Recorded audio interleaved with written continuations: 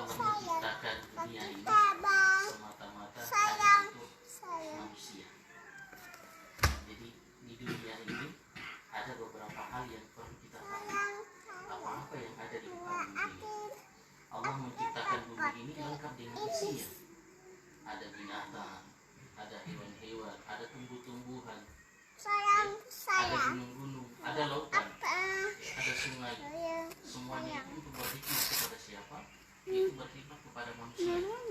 Jadi kita menikmati, kita lihat selama ini. Nah, jemaah yang dirahmati oleh Allah Subhanahu wa Ta'ala, salawat dan salam kita aturkan kepada junjungan Nabi besar Muhammad sallallahu alaihi wasallam, ya, beserta keluarga, ya, ahlul baitnya, dan beserta para sahabat-sahabatnya, tabi'in. Kenapa demikian? Ini selalu, kenapa kita selalu mendoakan mereka? Karena berkat mereka, berkat daripada perjuangan mereka, sehingga apa yang kita nikmati sekarang ini adalah berkat jerih payah mereka. Berkat jerih payah mereka. Mereka mencoba menegakkan Islam ini di muka bumi ini, di Mekah 14 abad yang lalu, itu karena kehidupan ini adalah memang kehidupan jahiliyah. Allah mengirimkan utusannya, mulai dari Nabi Adam sampai dengan Rasulullah Sallallahu Alaihi Wasallam, itu sebanyak 124.000 nabi. Ini, ya, mengirimkan nabi dan rasul itu sebanyak 124.000. Untuk apa? Untuk mendekatkan kalimat La ilaha illallah. Kenapa demikian? Karena sebelum kita mengenal daripada majelis-majelis zikir, ya, majelis-majelis yasin, majelis-majelis ta'lim ini dulu yang kita tahu dulu, bahwa pada dasarnya Rasulullah beserta dengan para sahabat ini melakukan perjalanan pengorbanan namanya. Apa yang mereka korbankan? Yaitu harta, jiwa, dan diri mereka. Untuk apa? Untuk tegaknya daripada agama ini. Nah, setelah agama ini tegak, maka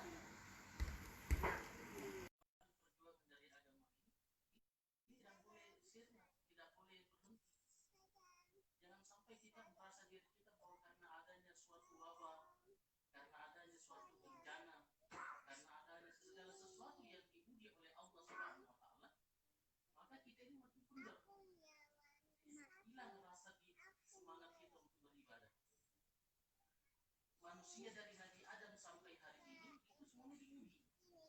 Tidak ada yang tidak diuji, semua diuji oleh Allah Subhanahu wa Ta'ala. Apakah dia miskin, apakah dia kaya, apakah dia pejabat atau bukan pejabat, apakah dia raja ataupun dia raja jelata, apakah dia gubernur, wali kota ataupun bukan. Ini semua ujian.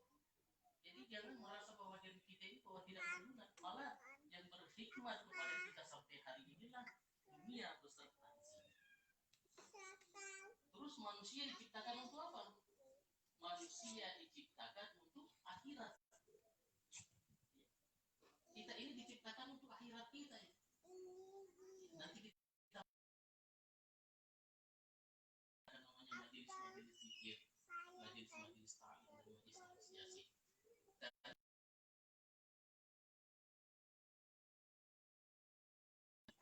Sampai kemana generasi kita? Tetapi sebelum ada generasi kita, kita harus pahami dulu bahwa apa sebenarnya maksud dan tujuan kita hidup di muka bumi ini. Kita hidup di muka bumi ini bukan semata-mata untuk menikmati dunia ini. Bagi orang-orang yang beriman, serasa dalam penjara, ya, serasa di dalam penjara orang-orang beriman hidup di dunia ini. Bagi orang-orang kafir, serasa surga di dunia ini. Ya. Jadi seperti itu. Kita ini harus mengikuti daripada syariat. Ada hukum-hukum Islam, ada hukum-hukum fikih yang harus kita taati. Kenapa kita harus mentaati ini? Karena kita tidak boleh seenak kita. Makan, ya, dan minum tidak boleh menggunakan tangan kiri. Masuk ke dalam Indonesia harus memakai kaki, langkah yang pertama kaki kiri. Ya. Masuk ke dalam masjid harus kaki kanan. Ini kan adab-adab semua ini. Ini ini adalah hukum-hukum. Hukum-hukum apa? Ini adalah hukum-hukum fikih yang telah sehingga sahabat ini, maka sebelum kita mengenal majelis-majelis zikir, majelis-majelis ta'lim, maka ini pun yang kita pahami bagaimana riwayat Rasulullah memberikan penjelasan kepada para sahabatnya, ya, para keluarganya, sampai kita mengenal yang namanya majelis zikir. Tentunya dalam zikir ini perlu kita ketahui terbagi atas 3 bagian. Terbagi atas 3 bagian. Yang pertama adalah zikir dengan lisan, yaitu dengan kalimat-kalimat thayyibah. Apa itu zikir dengan lisan? Dengan kalimat-kalimat thayyibah. Di dalamnya itu ada tahmid, ada tahlil, ada takbir, ya, ada istighfar. Sehingga kita ini menjadi orang-orang yang selalu mengingat Allah. Dengan banyaknya kita berzikir, memudahkan kita tidak bermaksiat. Karena Allah menjaga. Yang kita ucapkannya adalah nama-namanya Allah. Ya. Subhanallah, alhamdulillah, wa la ilaha illallah, wallahu akbar. Dengan kesucian-kesucian yang kita sebutkan setiap saat, maka Allah menjaga dari lisan-lisan kita ini. Ya. Maka kita ini senantiasa selalu berzikir kepada Allah, selalu yang baik-baik kita ucapkan. Maka dalam hadis riwayat Tirmizi mengatakan bahwa Rasulullah SAW bersabda, "Abdahu bizikri la ilaha illallah." Berzikir itu adalah mengucapkan kalimat la ilaha illallah, itu yang penting, yang utama. Wala zikrullahi akbar, disebutkan oleh Allah dalam surah Al-Ankabut. Keutamaan berzikir adalah mengingat Allah. Ini. Pada dasarnya kita ini kan manusia selalu mengingat. Bagaimana tidak mengingat Allah? Jangan menyebut namanya. Menyebut kebesaran Allah. Allah Subhanahu wa taala, ya, selalu memberikan kita kemudahan. Ada 2 jalan yang menuju ke akhirat. Yang pertama ini adalah pilihan kita ini cuma 2. Yang pertama ke surga, yang kedua adalah ke neraka. Tinggal kita yang memilih. Jadi tidak ada lagi penyesalan bahwa ini Allah yang masukkan saya ke neraka, tidak seperti itu. Tetapi karena kita ini adalah manusia diberi pilihan oleh Allah, kita mau neraka atau kita mau surga.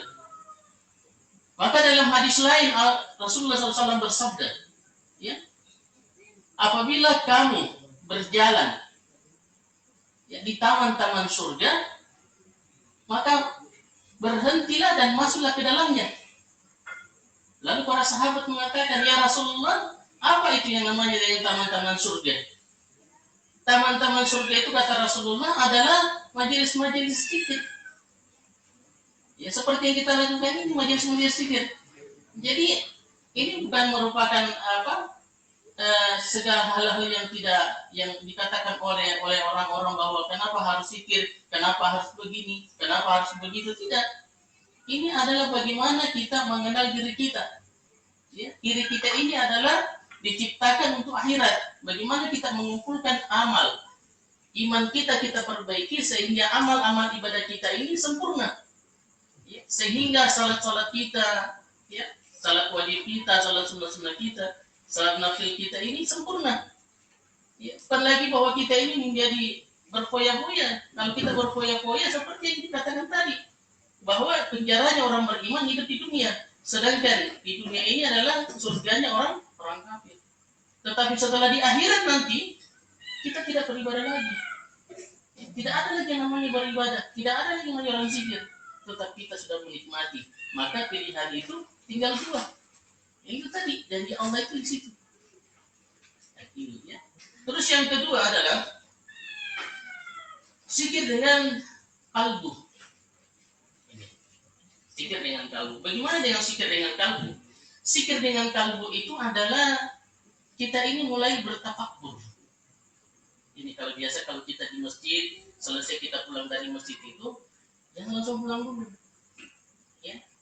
Coba zikir-zikir dulu di situ. Yang tadi subhanallah. Tadi diucapkan tapi sambil berpikir. Nah, itu tafakkur namanya. Bercoba berpikir apa-apa yang saya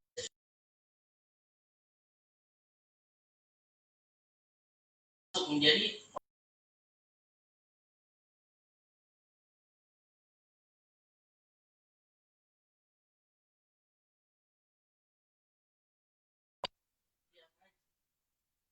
dalam hadis, beberapa hadis diriwayatkan oleh para sahabat mengatakan bahwa sebelum orang tidur membaca 100 ayat, ya, maka dikatakan dia adalah orang-orang yang taat.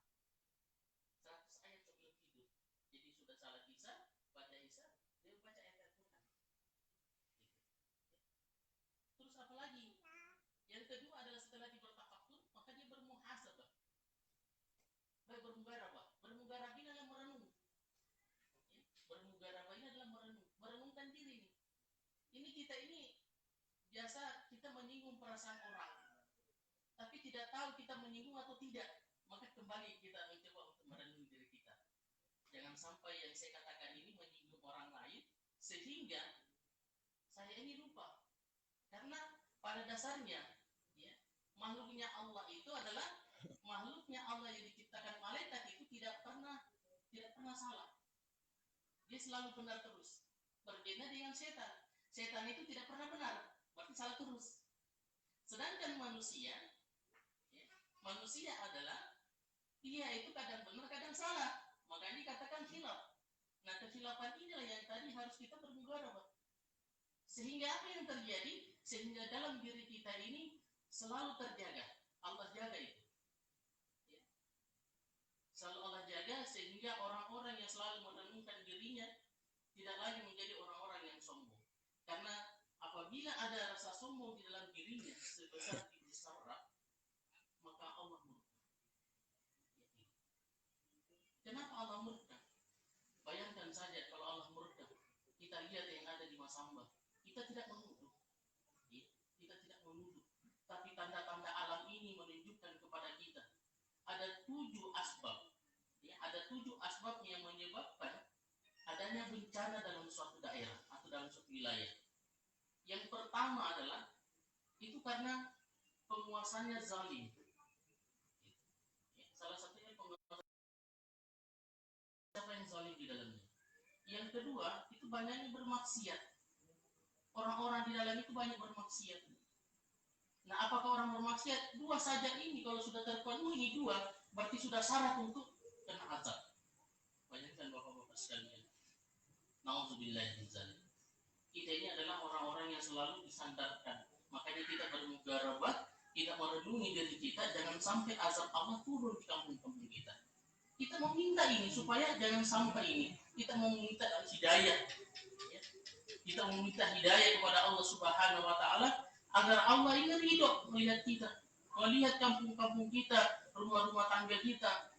Sehingga apa yang terjadi? Sehingga rumah-rumah tangga kita ini menjadi sakinah. Bayangkan bapak-bapak sekalian, ya, kalau kita bisa mengambil ini sakinah dari surga.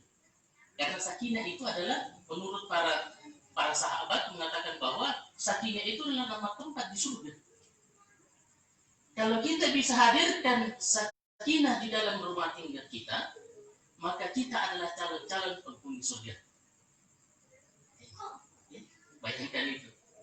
Jadi bukan berarti bahwa kita ini adalah orang-orang. Bagaimana caranya? Ya taat kembali. Kita kembali kepada Allah. Ya, mengamalkan ini agama. Karena kesempurnaan, kebahagiaan, ya, di dalam kehidupan kita ini itu dengan mengamalkan agama. Salah satunya adalah kita kumpul-kumpul begini dalam majelis-majelis zikir. Tadi disebutkan dalam hadisnya bahwa mampirlah ke taman-taman surga. Rasulullah sudah menyampaikan itu bahwa taman-taman surga itu adalah majelis-majelis zikir. Nah, karena ini majelis-majelis zikir, maka disampaikan kepada kita. Nah, ini menyangkut yang ketiga. Yang ketiga apa? Yang ketiga adalah zikir dengan perbuatan.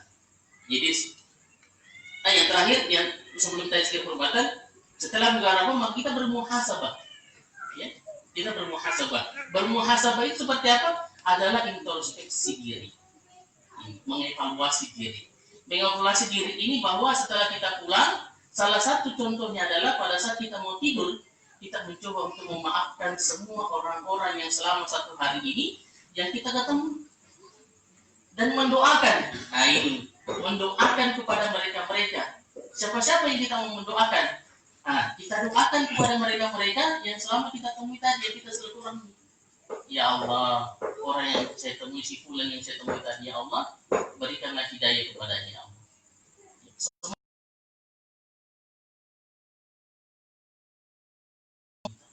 Supaya apa? Jangan kita menghina